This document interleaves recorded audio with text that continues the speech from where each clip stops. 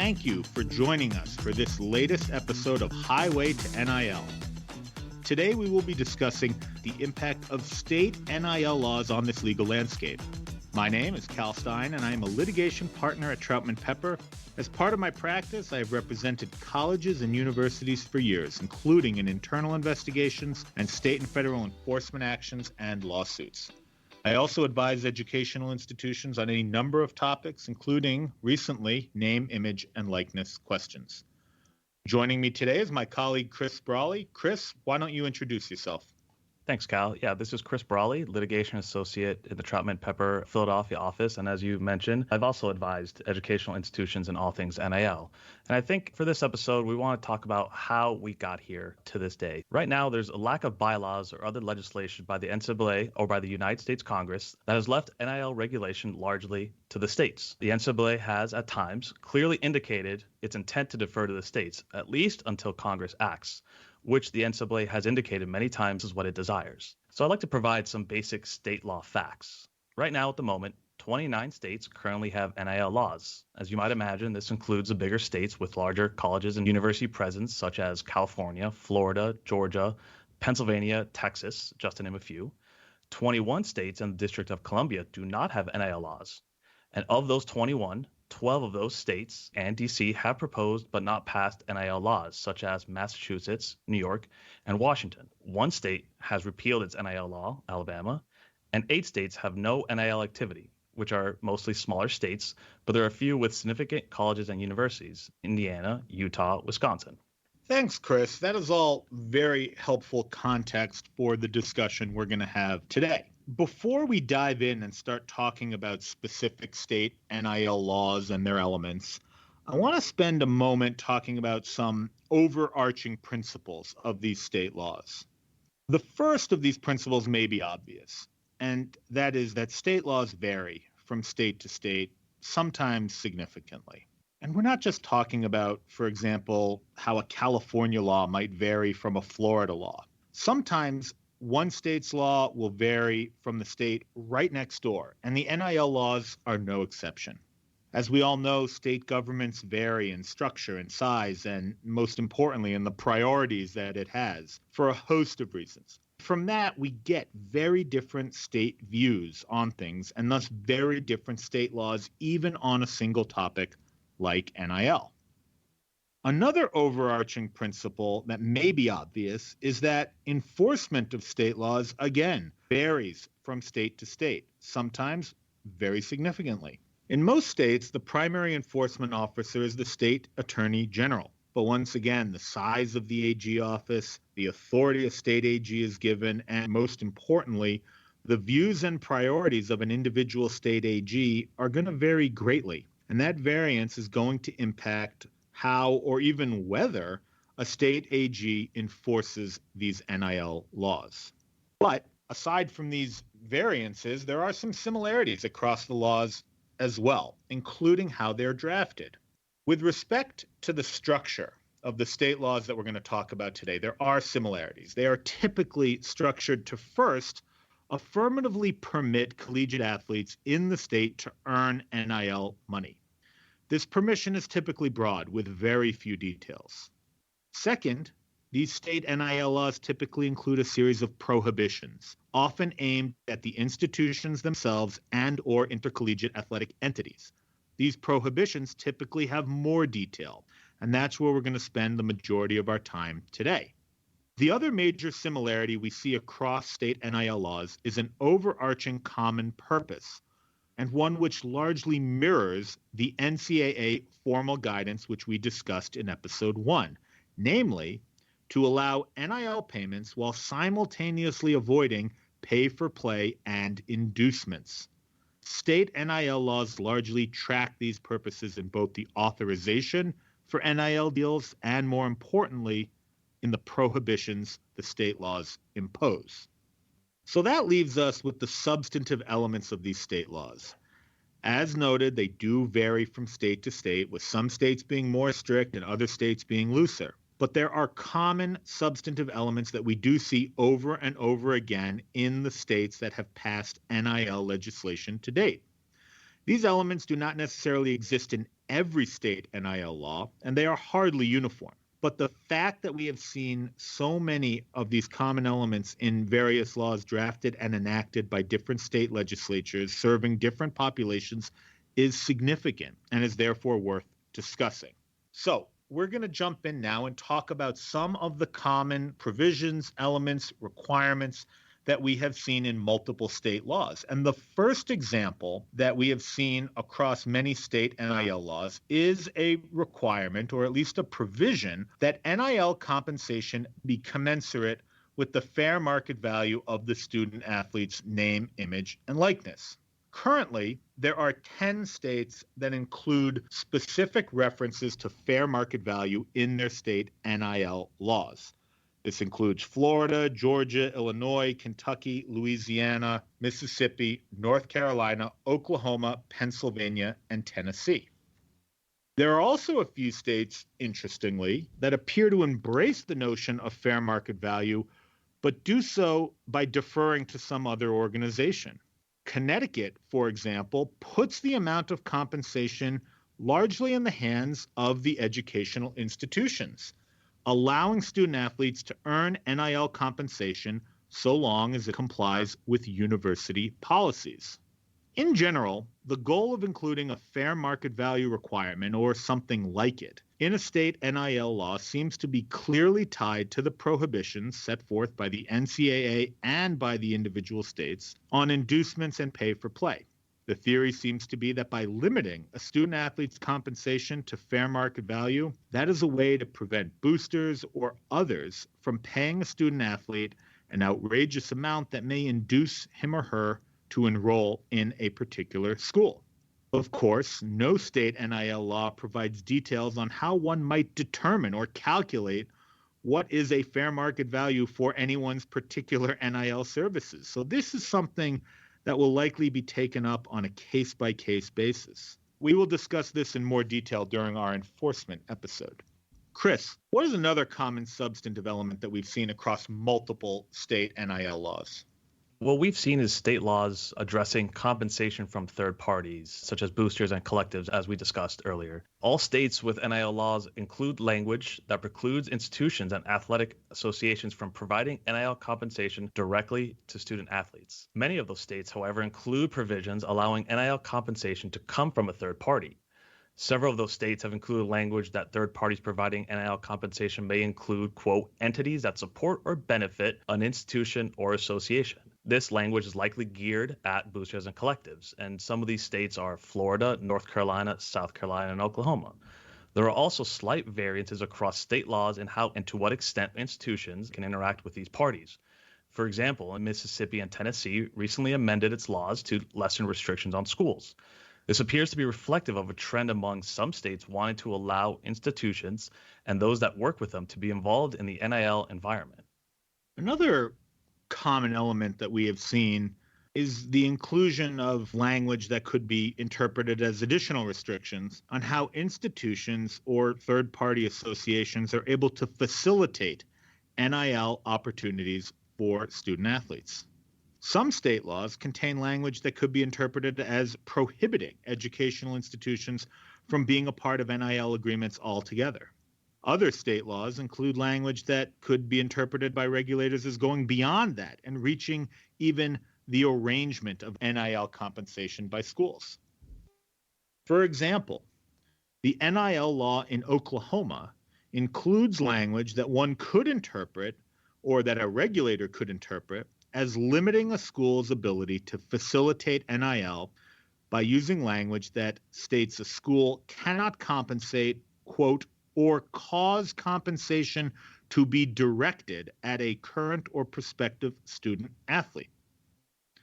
There are other states whose NIL laws appear to take the opposite approach, i.e., they more explicitly permit institutions to facilitate NIL deals. For example, Missouri has recently passed an amendment that will go into effect in late August of 2022, and that amendment allows institutions to, quote, identify or assist with opportunities for a student athlete to earn compensation from a third party, under certain circumstances, of course. Finally, there are at least two other states that Chris mentioned, Mississippi and Tennessee, that have amendments that are outstanding that include provisions that are somewhat similar to the one I just mentioned from Missouri. Chris, another commonly discussed element, in fact, one of the most commonly discussed elements in or across state NIL laws, has to do with intellectual property. Can you tell us about that? Yeah, I think what we've seen a lot is, and this is a natural segue, if you're a student athlete trying to promote your brand for NIL opportunities, is the possibility of using your school or your institution's logo or mark. Some state laws include language that suggests a prohibition on student athletes receiving NIL compensation that includes payment for such things like a school or athletic conference's logo or mark. For example, 18 states have language related to this in their state statutes, but it's varied. 6 states say that student athletes may not enter a contract for compensation of NIL if it uses university property as part of the agreement. 8 states say use of university property as part of a student athlete's NIL agreement is at the university's discretion. For example, Illinois allows university to be paid in a manner consistent with market rates if agreed upon by all parties to the contract.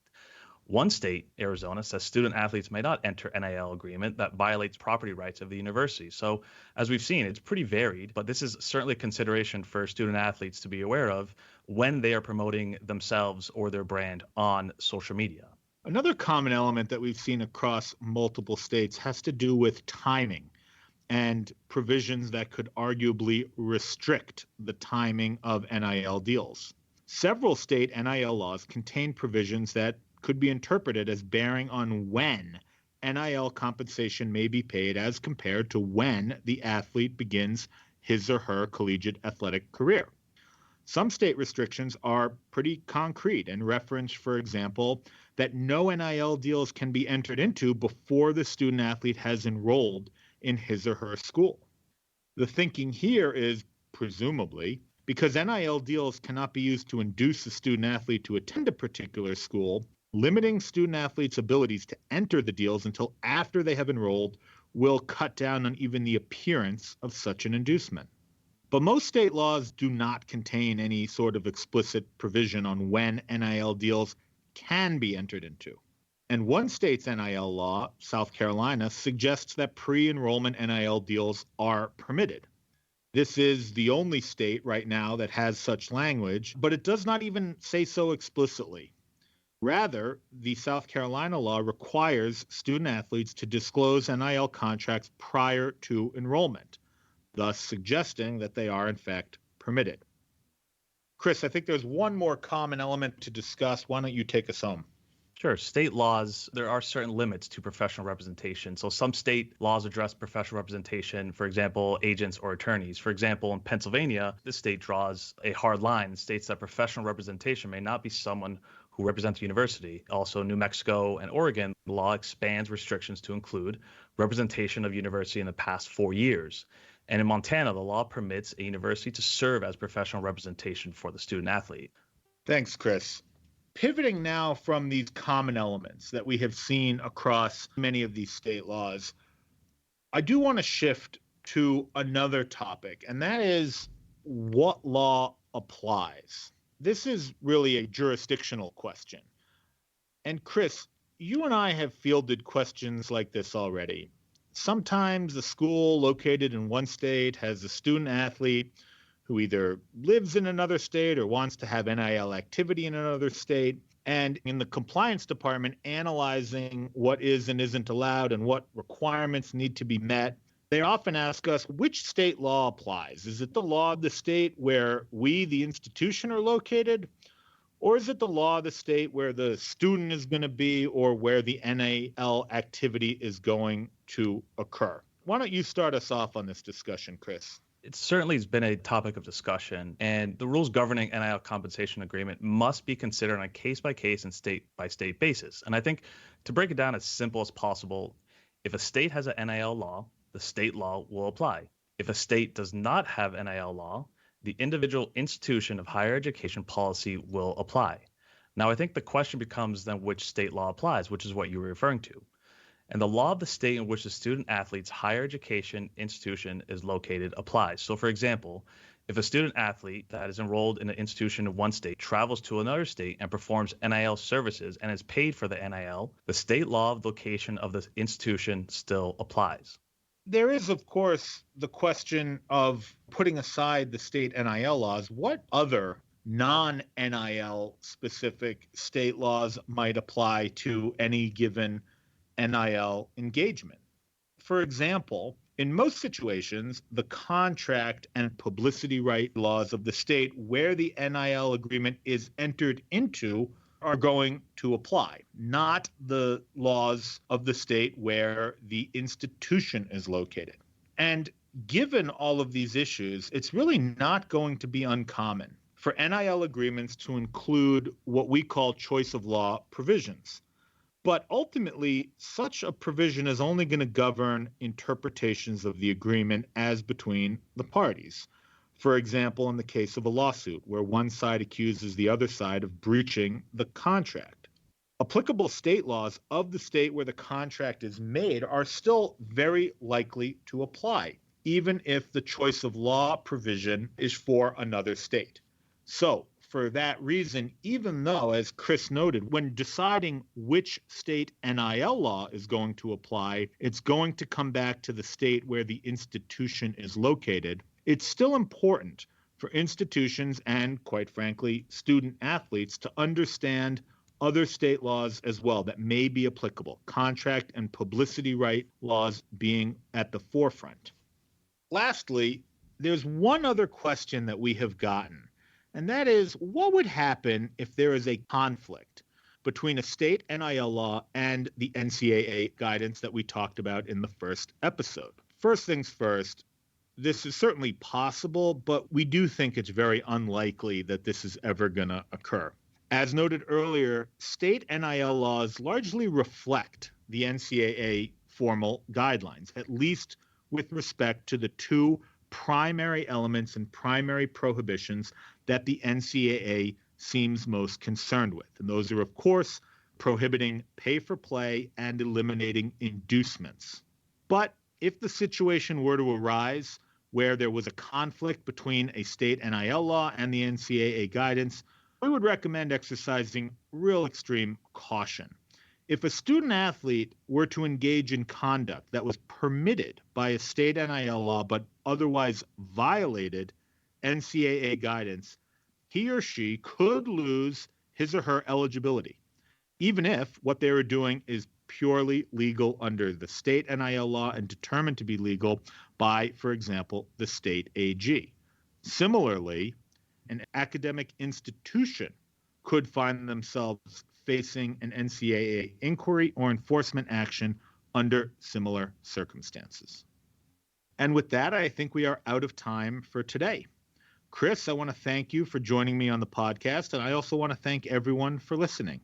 I hope you will join us for our next regularly scheduled installment, in which we'll be discussing the state of NIL enforcement, including what we think may be coming next in that area.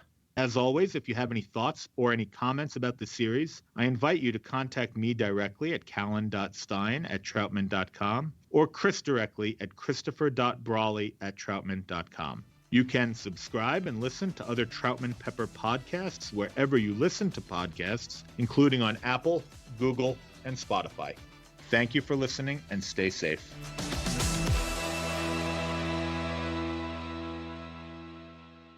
Copyright Troutman Pepper Hamilton Sanders, LLP. These recorded materials are designed for educational purposes only. This podcast is not legal advice and does not create an attorney-client relationship. The views and opinions expressed in this podcast are solely those of the individual participants. Troutman Pepper does not make any representations or warranties, express or implied, regarding the contents of this podcast. Information on previous case results does not guarantee a similar future result. Users of this podcast may save and use the podcast only for personal or other non-commercial educational purposes. No other use, including, without limitation, reproduction, retransmission, or editing of this podcast may be made without the prior written permission of Troutman Pepper. If you have any questions, please contact us at troutman.com.